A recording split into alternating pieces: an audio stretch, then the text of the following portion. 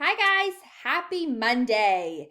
Today is May 4th, or shall I say, May the 4th be with you.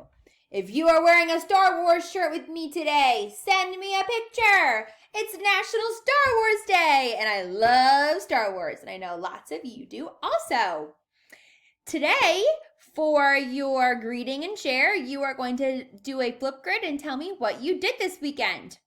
Please check in with me then with your feelings.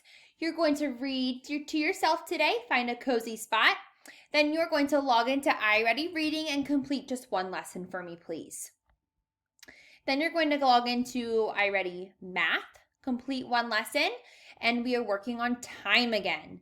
So please look at those videos on time, and you're going to be labeling the parts of the clock, that little hand, your big hand, and what the actual clock is called.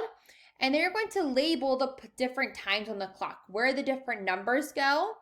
And then also, if you look at a number, how many minutes does that number represent? You're going to show that to me on a clock, okay? And then you have a video for social studies, and then your day is over to go outside and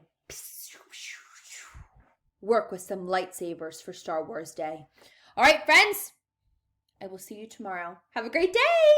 Bye.